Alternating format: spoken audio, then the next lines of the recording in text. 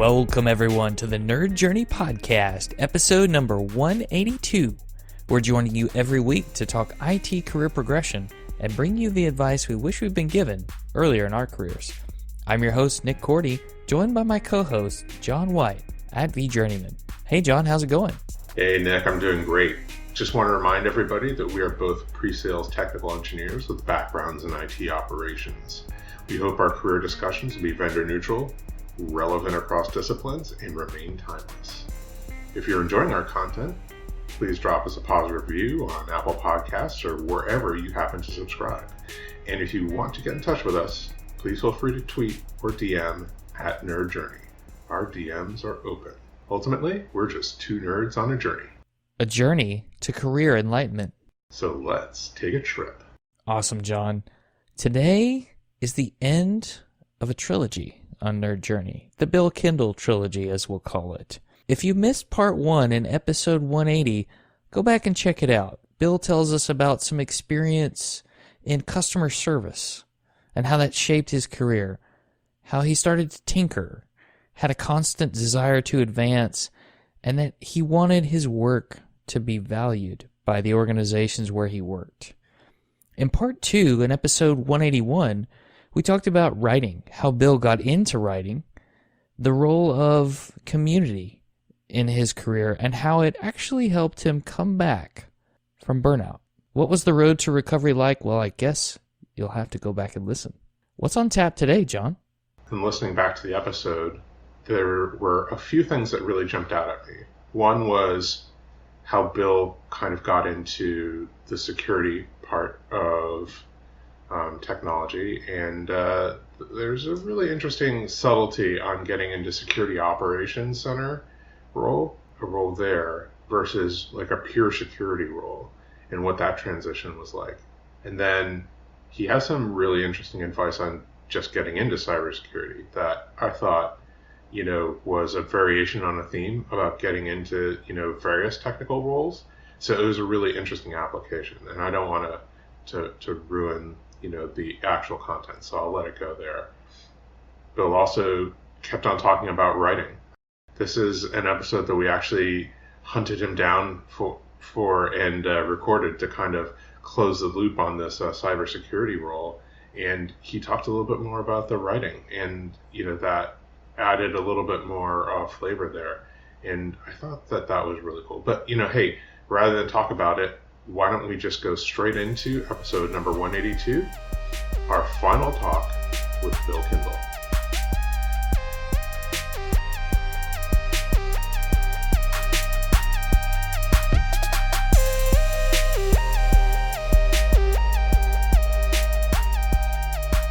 Hey, Bill, before we wrap up here, can we talk a little bit about the security role and that kind of part of the industry and your career, how you've drifted in that direction and how that happened?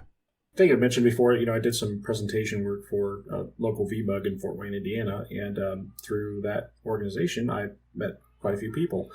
One of them was a very good colleague of mine, and I consider a friend, who came to me one day and he's like, "Hey, heard you're looking for an opportunity. I got one that's going to get into a lot of cybersecurity engineering. I'd like you to come, try out for it." So I interviewed and got to meet with him and the COO at the time, and kind of went from there. Felt like I was kind of hired right on the spot. My previous skills kind of lined up. I had a little bit of an interest in security and knew my way around some tools already, and that was pretty much it. It was going to be taking care of internal support for a SOC team that needed basically someone with sysadmin experience and knew how to deploy security tool stacks. So, yeah, that's how it got started. Was this a natural byproduct of the systems administration and PowerShell experience? Or I'm just curious where the big security interest came from and the reason for the specialization. Well, I was really looking to do something different. I felt like I was kind of at the peak of where I was at with my previous role. Like I couldn't move up any further. And I just was like, okay, to break this cycle of feeling burnout, I'm doing writing, I'm doing presenting, that's helping a lot. But I was like, I really just I got to break into a different role. So that's kind of how I sold myself as like, I really want to try something different and I want to put my full effort into it. It's just kind of how it happened. And I've always had a interest in security, but I kind of like stayed back away from that culture, that industry a little bit. I was kind of more like an observer. I would implement security into my day-to-day job, like every sysadmin should do anyways. But I tried to take a more holistic approach to it and look at what people were actually doing and working with and incorporating that into my own day-to-day activities. So it wasn't necessarily like I felt like I needed to have that title. I was kind of already doing some of that stuff anyways. But this particular engineering role that I was getting asked to join was able to flex not only my sysadmin skills, but give me a whole different skill set on top of that. And I was able to do PowerShell. I was able to do a lot of other config management tools like Ansible and Terraform, and get exposure to just different aspects of security. So it's a really attractive position. That's fascinating. I wonder, when you get into that type of thing, like in my experience, this is just my past experience, is that, the kind of generalist background and non-specialist approach to doing something is a really good entry.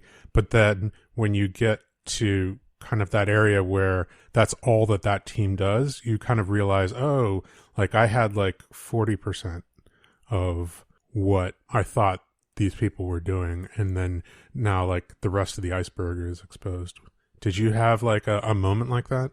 Yeah, I mean, there were lots of things that I just didn't know, that I didn't have previous insight into, that I just found fascinating. But then when I got down to the gist of it, I was like, oh, this really isn't all that different than what I was doing before. It's just more of like, I'm specializing in a security team that's doing this stuff. Like I'm seeing it from, an analyst's eyes, like what the analyst actually needs to be able to do their job. And I'm like, oh, I can help with that. Like, let me, spin up this particular type of logging for you, let me help you deploy that EDR in a more efficient, faster manner. It's endpoint detection and response, right? Yeah, sorry. Yeah, meant to say the acronym first. I hate that when I start getting a lot of acronyms thrown at me because I'm like, oh, I don't know what that means. I recently got hit with one that was just said KSA, and I'm like, never heard of that one before. And I felt like an idiot when the person told me, oh, that means knowledge, skills, and abilities. I was like, oh. But yeah, it was like I was able to build on a lot of those skills. I was like, oh, I already know how to do this, but now I'm getting the why behind why you do that stuff. It's because it does help with security investigations. It does do this. It provides that value to somebody to actually find and hunt a threat, and then be able to protect against that, because then I'm seeing it from the systems administrator side. Like I'm seeing those holes that are getting identified by SOC analyst or another cybersecurity engineer. And I'm like, oh, well, yeah, we can fix that. Or, well, we can't fix it. There's nuance there. Here's why. Like I could explain it to an analyst so they would understand, like, okay, we know about that, and here's how we got to work around it. But it was just getting that interaction and seeing how they operate was just, it was eye-opening, really. I mean, it was pretty cool. There's something about that firsthand experience with understanding like somebody else's like operational tempo, and then also like their like operational day-to-day, that helps us with like empathy and sympathy. And it sounds almost like it's a good reason for organizations to have like rotations where, you kind of like rotate into a job just to, kind of get a peek behind the curtain, so to speak, so that when you rotate back into like your regular position, you have like way more understanding of the whys behind like what it is that you should be doing.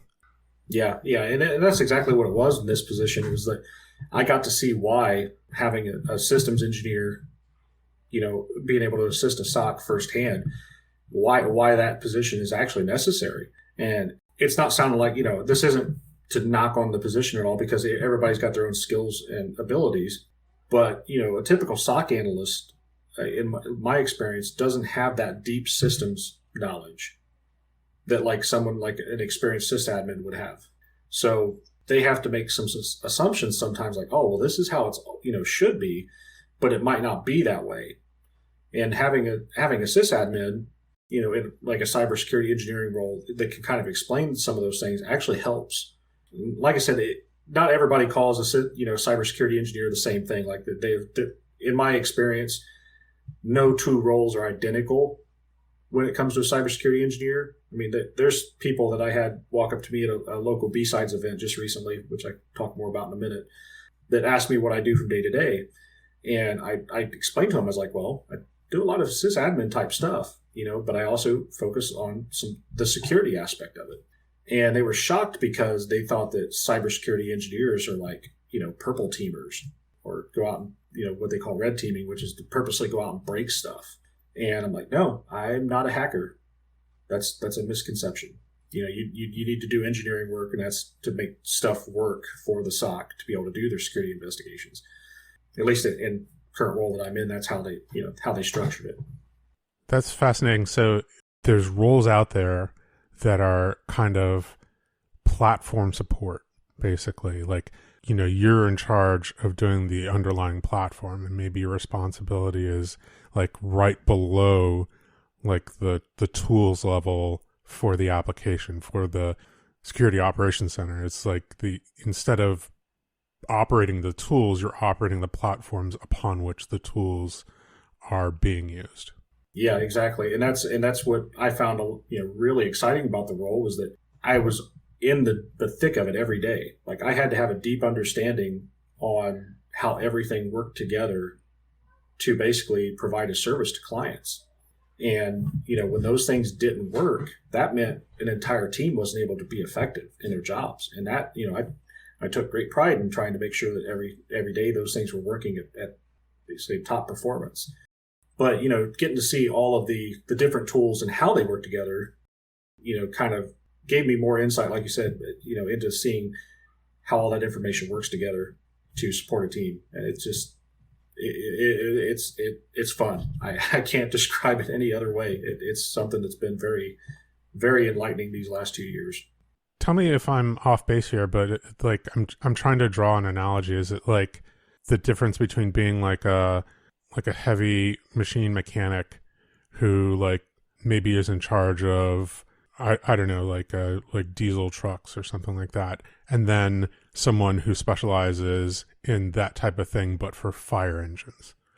Like, there's the platform, like the general platform, and then there's the platform with this like specific like purpose that you have to tune like everything around. Like, the platform has this job to like go around and do this specific thing, so you have to adjust all your knowledge to kind of be around the operational needs of that specific platform. Right. I mean, from the outside, someone sees a fire truck, and they see a big truck that shoots water and has a few guys or ladies in it, but there's so much more to that truck that makes it a fire engine.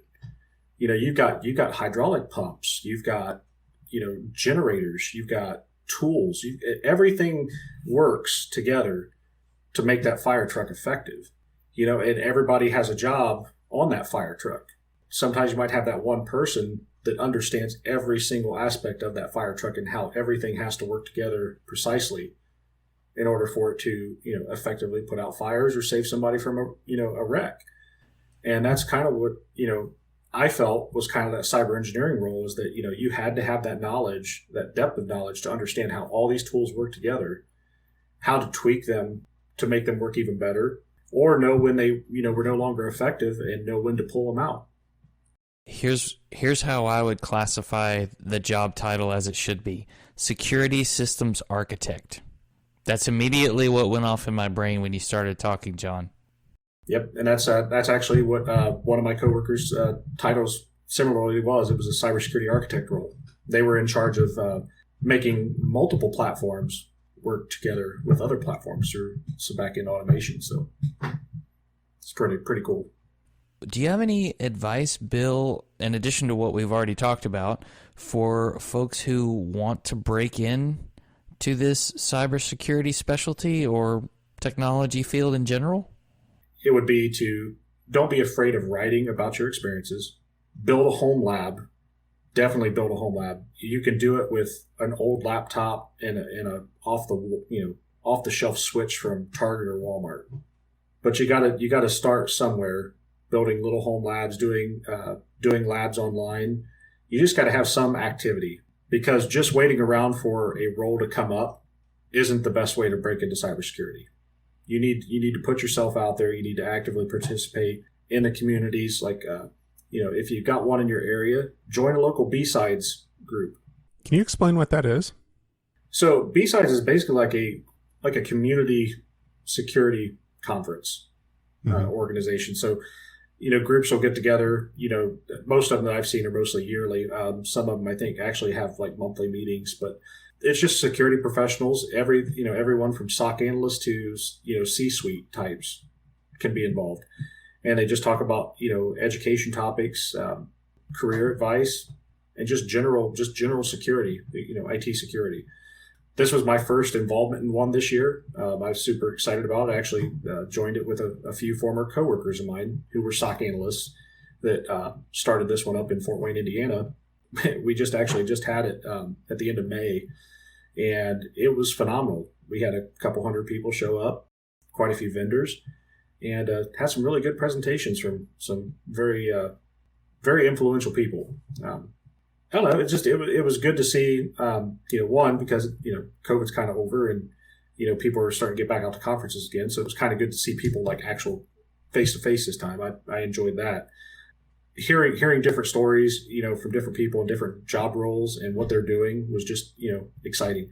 We'd talk about everything from basically job responsibilities and how roles don't ever actually line up in this industry with what you really do, to, hey, what current threats are you seeing in your environment? How are you going about, trying to thwart them? So you'd hear some pretty interesting conversations around some tech and even low tech ways to thwart some of that stuff. So, just good conversations, and that's what it's all about, is just, getting active in the communities. So if you've got one, nearby, definitely check them out. Yeah. So I already mentioned home labbing, writing, just getting yourself out there is like the top big three things I would say is that what you need to do to break into cybersecurity, and don't ever skimp on the fundamentals. And when I say the fundamentals, I'm not like fundamentals of threat hunting. I'm saying fundamentals of how networks work, how operating systems work. Just, those basic things. Don't ever discount the basics, because they're building blocks on everything else that you'll need to do in order to become an effective analyst or cybersecurity engineer or architect. You'll need to have an understanding of those, so don't ever skimp out on them. I've seen lots of people go through boot camps and come out on the other end, and they're not as effective as they could be if they hadn't skimped on the fundamentals first. That would be my advice. I like that. So it's kind of three patterns. Like, one, actually do something, like you mentioned home labbing, and then two is kind of writing, and you can write about your experience and your journey at, from the beginner level to the novice, to the to the journeyman, to the master, and that's always interesting writing. And then like getting involved in a local community, which I've found fascinating. But man, that home labbing and actually kind of playing around in the thing that you say that you want to be doing, it's so fundamental, right? Like, it's an apocryphal story, right? But like, the idea of somebody who's like, hey, I want to get into animation, right? And then the somebody asks them, oh, show me like a flipbook animation that you've done, and they go, yeah, okay. So I should start with like the low tech and actually start doing it, not just say that I want to be doing it. Well, I think Mike Judge of Beavis and Butthead fame and King of the Hill, I think he got started, and I'd have to go back and look at the documentary they did on him, but I believe he got started in animation just by going to animation conventions and started drawing. So, and look at where he's at today. I mean, he's made some iconic, funny shows. So, but it's just getting out there. You got to put yourself out there. And in the cybersecurity realm, there's so many great resources out there. Like the folks over at Black Hills Security or Information Security, they have tons of resources. They've got a resource where it's basically like a pay what you can training. I believe it's called anti-siphon training. But there's resources out there. There's sites like Try Hack Me or Hack the Box. I mean, little things like that. I can tell you, after sitting in or getting to sit in on a few interviews for roles that I had some influence on, That impressed me more if somebody was actively doing that kind of stuff on their own than somebody with a CISSP. The industry sometimes puts too much value on top of certs, depending on who you talk to, as opposed to actual demonstrated skill. Now, some of those certs, like the ISC squared one, that those actually require you to have documented experience. So I'm not discounting that certification at all. But what I'm saying is that certification it doesn't automatically make you, I guess, effective at your job. As something like doing those hands-on activities, constantly showing that you're doing what you're trying to get into. Because just going out and getting a certification doesn't guarantee you a spot at all.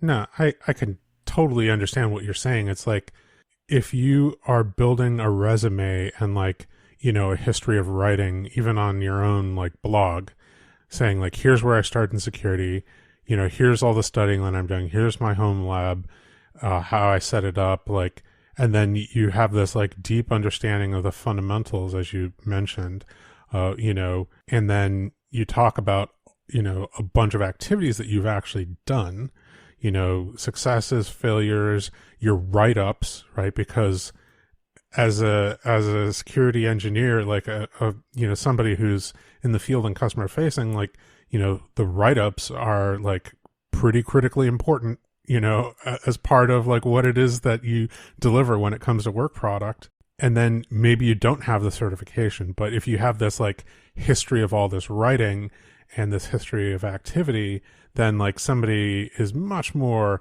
inclined to take, a chance on you and go, and it would be great if in the first year, you get that certification and you know what, we're going to pay for it, as opposed to somebody who has a certification who's never done any actual field work, but somehow got certified that feels a lot riskier. Well, it's proof of your learning. The writing is proof that you are doing the thing, but also that you have learned the thing to some extent. That's evidence that you can learn new things. And companies like the fact that their employees are adaptable and can learn new things quickly. Well, and with the writing, as a SOC analyst, you have to be able to tell stories with data.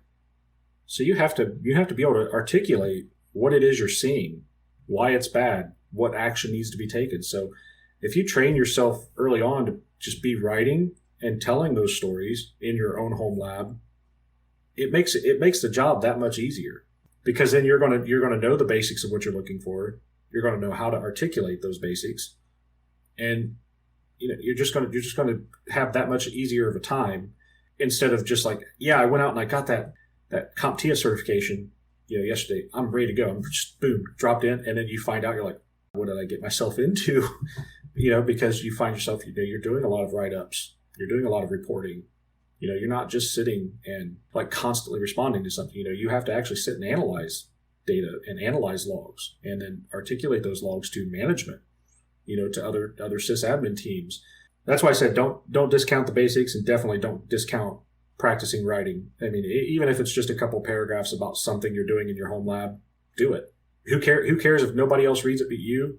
But when you go out to put that on a resume, saying look, I write about what I do in my home lab, as a hiring manager and a technical person in on an interview, that's going to be more impressive than you just listing off a bunch of certs. Because you guys have probably seen this too. I know I have over the years. Just because you got a cert doesn't mean you're competent. Yeah, that's where I'll leave it with that. The writing sample is something that you hardly ever get in a job interview, right? Or in the hiring process. And if somebody's just delivering to you on a plate their writing sample, how they communicate ideas, how they document, that's kind of gold, right? I have to imagine that's going to give you a leg up at some point in time in a hiring cycle. Now, you have to be good at it, obviously, but you got to get the reps in. I'm not a professional writer by any means. Never intended to be. Never intend to be. But I do like to tell my stories. If I find them interesting, I'll put them out there. It might be a year or two from now before I get a thank you. I actually just had one not too long ago about an article I wrote on adamtheautomator.com. Someone left a message. They're like, oh my goodness, I can't believe I found this. I had this exact same problem and nobody else knew how to fix it. And I stumbled across this in a Google search and thank you, thank you, thank you. I was like, Nice. oh, that's awesome. And it was an article I wrote 2 years ago. I didn't put it out there for the praise. I put it out there because I was like, I'm going to share knowledge. I'm going to put it out there and I'm going to use it on a resume. So yeah, I did it for me first. Everything else is just secondary. This is the motivation behind Seth Godin's The Practice. Ship the work. Do the thing and ship the creative work to be generous and not for the accolades. And so this reminds me of a quote from Kenny Loggins, whose biography I just read. Weird dude, but here's his quote. Follow the fun. If you love what you're doing, you're going to get good at it. If you're good at it, someone's going to hire you. Get great at it, and someone might pay you a bunch of money to do it. As long as you love it, you'll be happy. And the pattern I see with you, Bill, is that you continue to, especially since the conversation with John and Kat, you continue to follow the things that you really enjoy. And that's kind of what led you to where you are. Mm-hmm. Yep. And like I said, I owe a lot of gratitude to that conversation that just happened at a VMUG, because that's where it kind of kicked off everything. It was just one-off conversation, and it's like, oh yeah, let's jump and try to do it. You gotta learn to take chances. Sometimes you get stuck in a rut. You just gotta make a move. I don't know if you guys have ever read any of Jocko Willink's books, but it was one of those quotes that kind of stuck in my mind. I forget which book it was from, but Is that Extreme Ownership? it might have been. I can't recall off the top of my head, but it was basically something about like, what you got to do is you got to stop, look around, make a call, execute on it, and just repeat. And that's kind of what I felt like I did at that time. I paused, looked around, assessed the situation, made a call, and executed on it. And that was me deciding to jump into cybersecurity, like going to do something uncomfortable and see where it goes. And it turns out I liked it. It's so easy to get stuck in analysis paralysis, or, just be fearful that a decision that you're making is the wrong one and it's too consequential, and that, nothing can ever change after you make this decision. But that's a real fallacy, right? Like, you can make a decision, to go in a direction, execute on it, and then in your wrap up, a little bit later go, this was not quite the direction that I feel like I should have gone in. It should have been slightly more that way. And then that's what you do next, right? Yeah, you got to just iterate, just like DevOps. Just you get through a cycle, you stop, you evaluate. If you got to make adjustments, you do that, and you just keep on going. So we're thinking about making that like the subtitle of the podcast, Nerd Journey. Just iterate. Well, we've said it in a lot of episodes. I bet if we mine the data, we'll come up with a lot of hits. Yeah. There is one episode with the word iterate in the title, and if you can tell me the guest, for those who are listening, send us a DM on Twitter. We'll send you stickers. The stickers are high quality, by the way. Top notch. That's all Nick. He's the sticker man.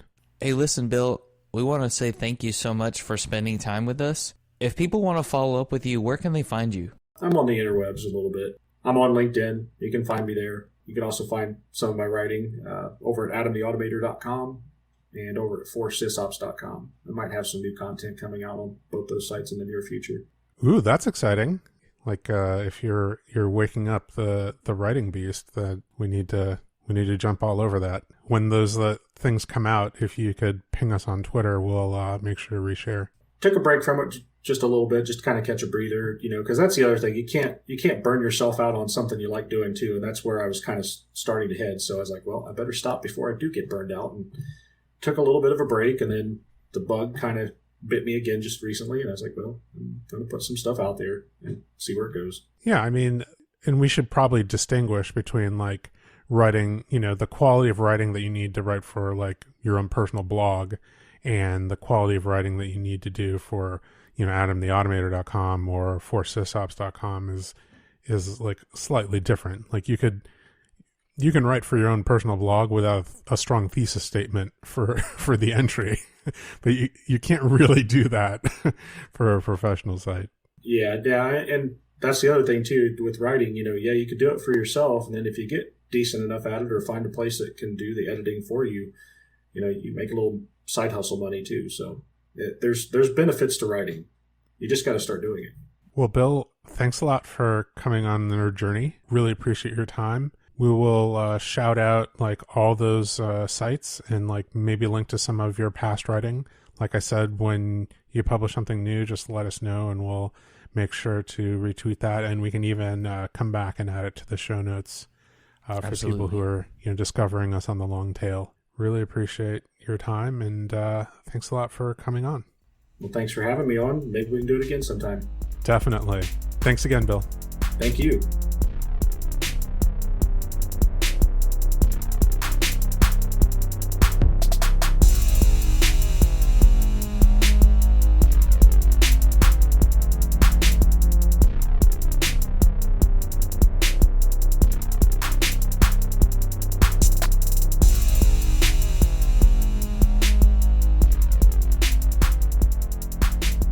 Nick, this was a great episode to come back and close the loop with Bill Kindle for what's hopefully the first of more than one conversation with him.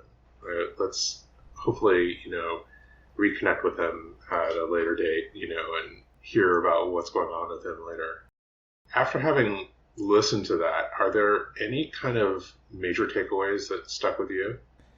How about this misconception of what the cybersecurity engineer actually does every day? That was eye-opening to me about how applicable the systems engineering skills were and what Bill did as a cybersecurity engineer. And again, we hear about this pattern of talking to the people who do the thing you think you want to do to understand what it is that they do. Yes. Without that networking and, hey, your job title says X, what do you actually do every day? Which, if you're a solution engineer like we are, it's actually kind of hard to answer sometimes when someone asks you that question. That's a different podcast. What's a typical day look like for you, Nick? Well, I have to record shows with this guy named John White. He's kind of sassy sometimes. I will say there were a lot of great cybersecurity resources mentioned in that episode. Different sites you can go to for training to help you gain experience or be part of a community. And if you're looking for more cybersecurity field goodness, go back and listen to the Donovan Farrow episodes in 133 and 134. Nice. We'll put some links in the show notes to those. I also thought that it was kind of cool that he mentioned the home lab and the practical experience. Again, it's a variation on the theme that, we've talked about and heard about from people over and over again. It's like, hey, you say you want to do this, so do it. Not necessarily for pay, but for, little practical experience in a home lab. And so not everything that you do is just kind of like, a training situation. You can say, well, no, I've actually done that. I've actually implemented it. I've actually installed it. I've actually configured it. What happens if you get hired to do something and you have no practical experience? Like, that could be a disaster. So, really enjoyed hearing about that again. And it's a great reminder. I also think that he talked about writing again. And again, it was that slight variation, even episode to episode, on what his views on writing were, and how, again, writing is thinking. That recording of the thing is the organization of your thought on that topic. And if you're doing that, it just helps you personally better. So I think that discussion really anchored or cemented that thought for me. Even though he made it in episode 181, now I'm thinking, I'm not sure that he's even making those exact points, but I'm just drawing the conclusion.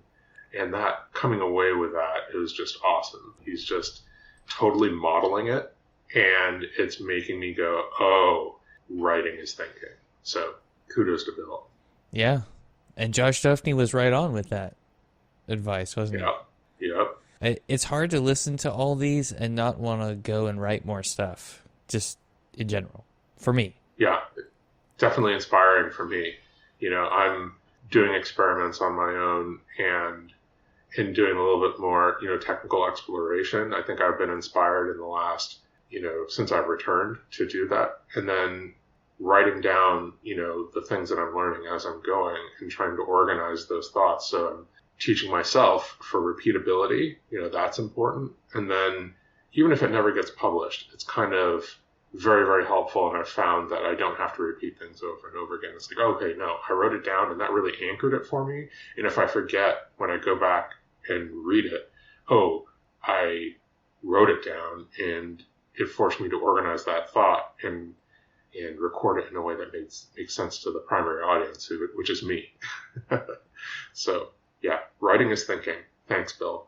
Writing is thinking. I think that's it for that segment and everything we had planned for this episode. Anything else pop into your mind?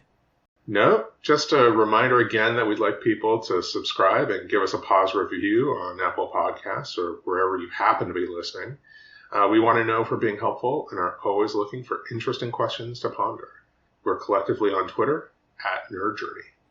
Hopefully you have smashed the subscribe button or ringing the bell, and if you could take a moment, please rate the show. Farewell, listeners. Tune in next time as the journey continues. I'm Nick Cordy @NetworkNerd_, for John White @VJourneyman, signing off. Adios.